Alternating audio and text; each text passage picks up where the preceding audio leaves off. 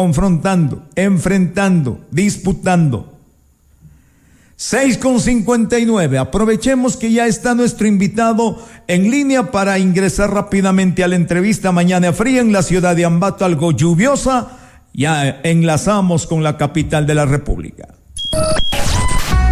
Los personajes que hacen noticia local y globalmente analizan los hechos coyunturales y trascendentales de la comunidad, el país y el mundo a través de Indoamérica Dialoga.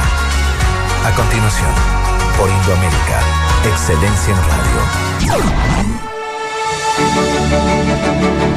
Radio. El actual director del ISPOL, coronel de policía Renato González Peñerrera, de la Dolorosa por si acaso, de la ferroviaria de Ambato.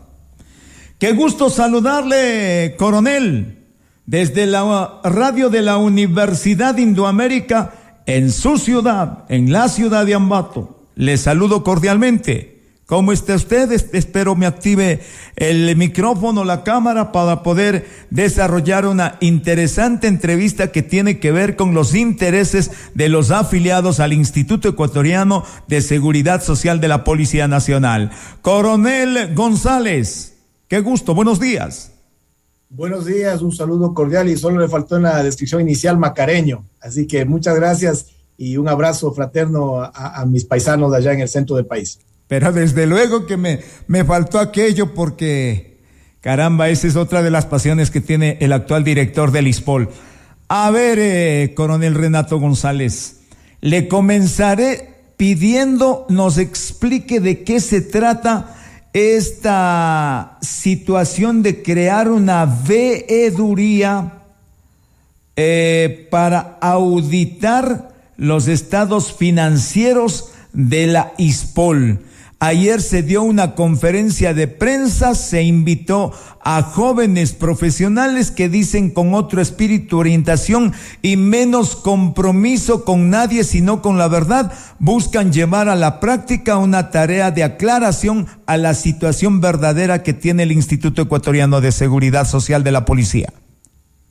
Así es, esto más bien corresponde a una iniciativa de la sociedad civil organizada, y que responde a un clamor permanente que habíamos realizado de que el tema ISPOL debe ser una preocupación no solo de la Policía Nacional, sino de todo el Estado en su conjunto, de que la clase política en los diferentes ámbitos de poder deberían darnos el respaldo, y también buscábamos esta integración de la sociedad civil. En virtud de ello, la Fundación Lucha Anticorrupción ha plasmado la creación de una veeduría ciudadana que busca acompañar el proceso de recuperación de los recursos que fueron atracados en su momento al conglomerado policial, y también estar pendientes y supervisar la actitud de los diferentes organismos de control. Es decir, nos van a dar una mano en que exista una visión de terceros externos que supervisen las actuaciones de la actual administración, también determinen en su momento las responsabilidades que puedan presentarse de la actual y de anteriores administraciones, pero sobre todo se constituyen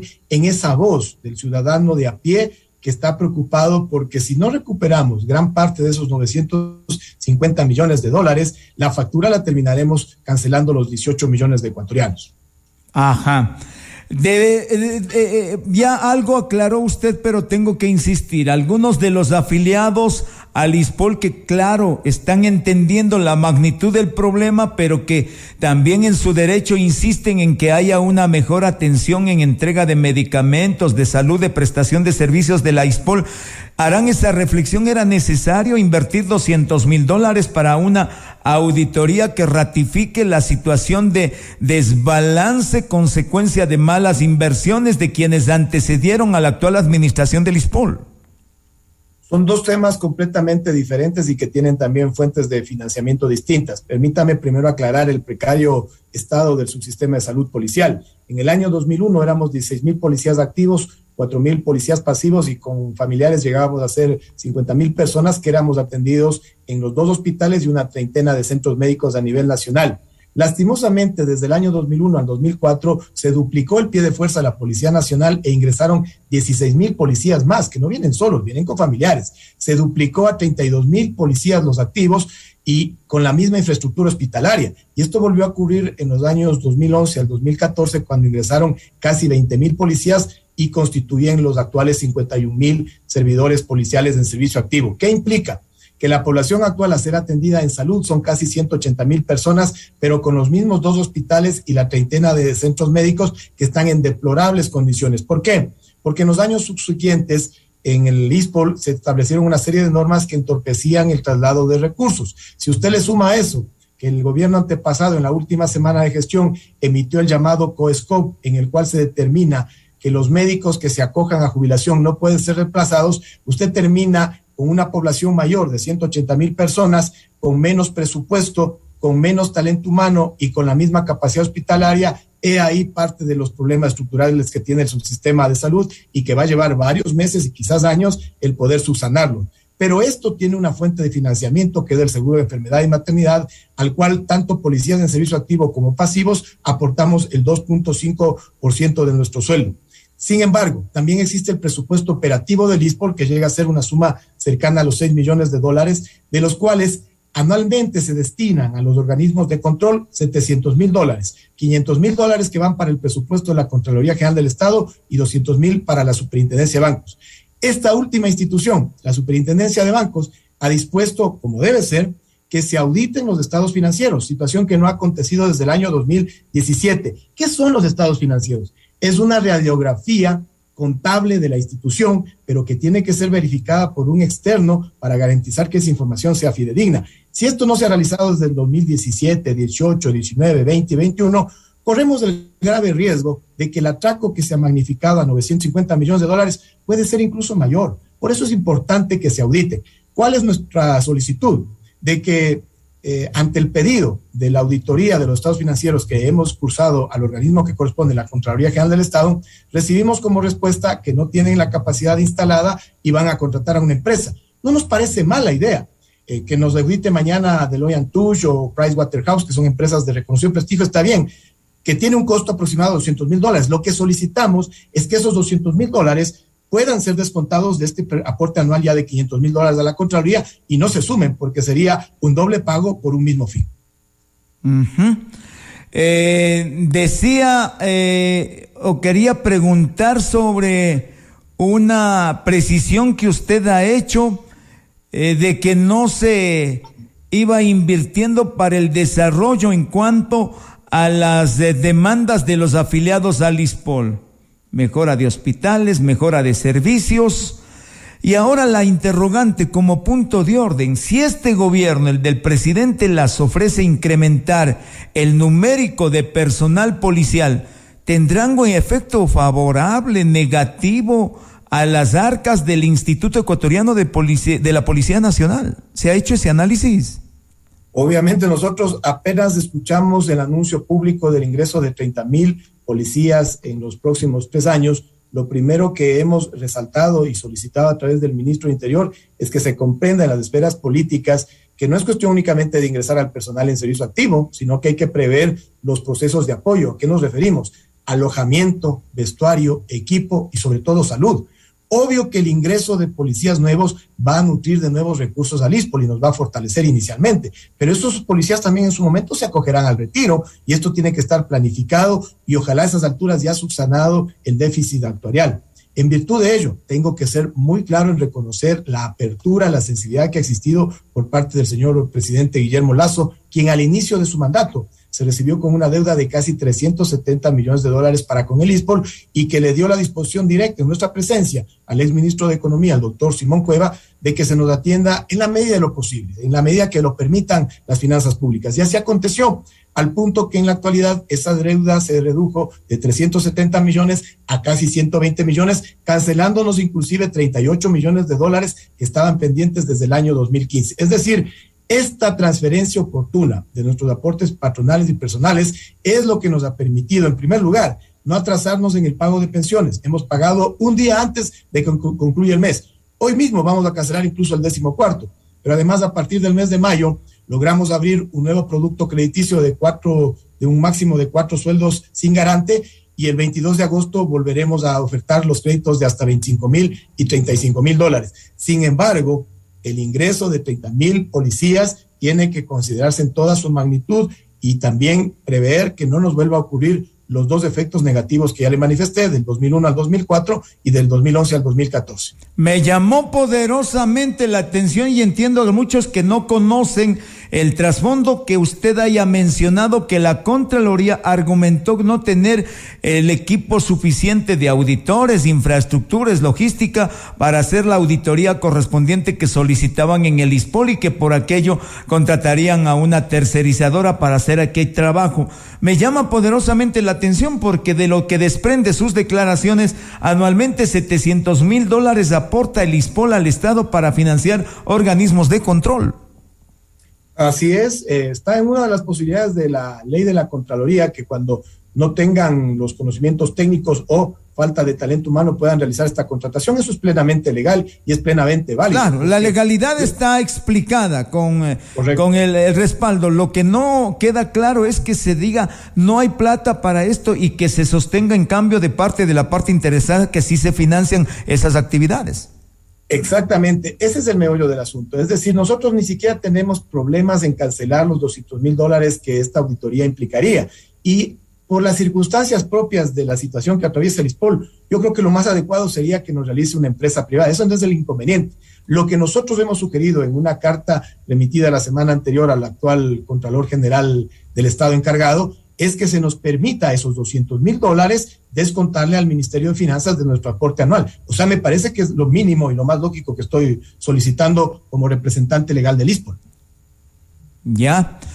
Vayamos entonces ya aclarando estos pasos que son los últimos que se han dado para ir aclarando la situación de la institución bajo su dirección, Coronel González. La historia del ISPOL, relatada, narrada por quienes han antecedido a su gestión y ahora por ustedes, de que prácticamente se hizo una especie de robo a los recursos económicos a través de malas inversiones, malas contrataciones, entrega de poderes. Todo es una trama en la que aparecen funcionarios civiles y los mismos representantes de la institución policial en su debido momento como autoridades del ISPOL. La realidad un poco ya la conocemos. El diagnóstico no digamos que es de enfermedad terminal, pero hablando en términos populares para la gente, actualmente, ¿cuál es la situación del ISPOL? Para que se nos comprenda la magnitud de la afectación, el ISPOL tenía aproximadamente $1,550 millones de capital y de los cuales $600 millones estaban entregados en préstamos a nuestros propios asegurados, que es lo único que está garantizado. Y $950 millones estaban en estas mal llamadas inversiones con terceros, porque aquí no es que existieron inversiones malas o inversiones con bajo riesgo, no. Aquí claramente hubo un atraco donde participaron desde la Bolsa de Valores de Guayaquil, el de Cebale, que era el supuesto custodio, los organismos de control de la época, me refiero a la Superintendencia de Bancos, al Ministerio de Economía y Finanzas, al propio Banco Central. Todos estaban perfectamente coludidos en una estela de impunidad, de mirar al costado, de pedir cuentas muy lapsas, pero con un solo fin. La estructura interna que operó en el ISPOL estaba perfectamente coordinada con todas estas instancias externas, al punto que se fingían inversiones. Por eso es que, por sentido común, a ningún cristiano se le puede ocurrir concentrar $700 millones en empresas de una sola persona, como es el caso del señor Jorge Chérez. Cualquier ciudadano que tenga, un capital cercano a los $20-30,000, lo mínimo que va a hacer es diversificar inversiones en 3 o 4 pólizas a plazo fijo. Pero miren lo descarado que aquí ocurrió, es que se hacían acciones perfectamente coordinadas, inclusive con la normativa. ¿A qué me refiero? Se incluyó la presencia del ministro de Gobierno, luego llamado ministro Interior, en la presidencia del Consejo Directivo, pero en la época del señor José Serrano Salgado, que todos sabemos qué rol desempeñó en el gobierno antepasado. Y no solo eso, hoy existe un malestar en el conglomerado policial por un incremento que se dio en 4 créditos hace pocas semanas, que también hay que resaltar un decremento en 2 créditos, pero lo que causa malestar es cuando a uno le incrementan la cuota mensual a pagar.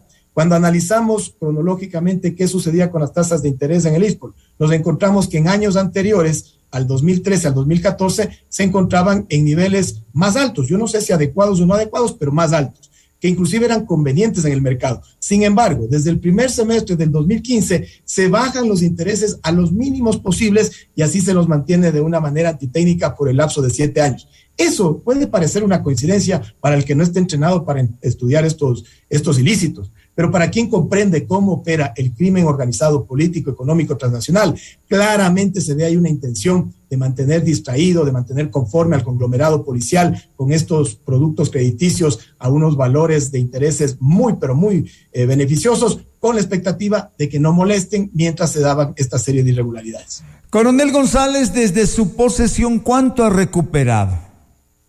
Nosotros hemos podido concretar la recuperación de $25 millones, que suena poco cuando lo comparamos con la magnitud de los $950 millones, pero que cuando usted lo analiza a un ritmo de recuperación de 2 millones mensuales, no es una cifra menor. Sin embargo, estos $25 millones no significan más allá del 3% de lo que nos atracaron. Por eso es que hemos insistido y estamos muy, pero muy reconocidos con la labor frontal que ha desempeñado el señor presidente constitucional de la República en apoyarnos para recuperar los casi $240 millones en bonos de deuda interna que están indebidamente registrados en el Banco Central a nombre de Naps Cunco LLC, que es una filial del Citibank.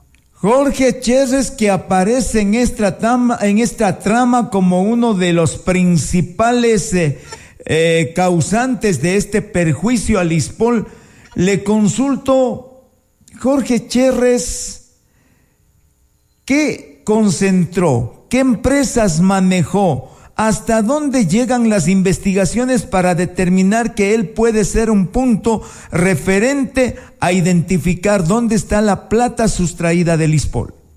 Yo en primer lugar quiero ser claro que el eje central de esto no es del señor Cherres. Él es un títere más de otros titereteros mucho más poderosos que están detrás de él. Pero el señor Cherres se permitió crear, le voy a dar solo 3 empresas: IFCOR, Ecuador High Yield Bond Funding e Institutional Custody Service. Las 3 empresas radicadas en Panamá. En el caso de la mal llamada Operación Swap, por la cual el ISPOL perdió $327 millones, la propuesta de esta mal llamada Operación Swap la presenta IFCOR. Termina operando Ecuador High Yield Bond Funding, que ya es una barbaridad. Usted aprueba que opere una persona X y termina operando una persona Y. Son 2 personas jurídicas diferentes, así le pertenezcan al mismo dueño.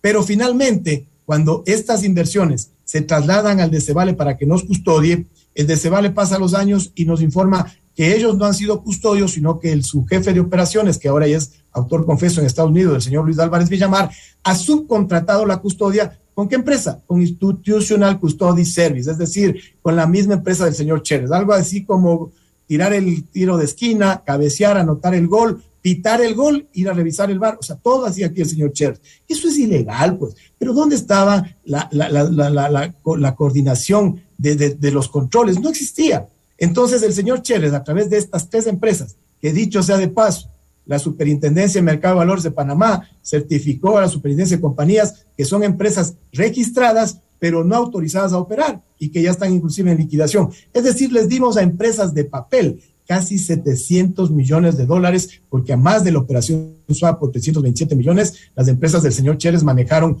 estos llamados bonos con pacto de recompra por $206 millones y casi $162 millones en bonos puros. A cualquier persona por sentido común se le ocurriría verificar a quién estoy entregando $700 millones. Le preguntaré, coronel González, si la Fiscalía, conoce usted, ha hecho ya una actualización del número de procesos judiciales en el tema ISPOL. Yo no conozco a profundidad el número de investigaciones abiertas, le puedo dar un aproximado en virtud de en cuáles nosotros hemos rendido versiones y también estamos participando como acusadores particulares y llegan a ser aproximadamente una 20.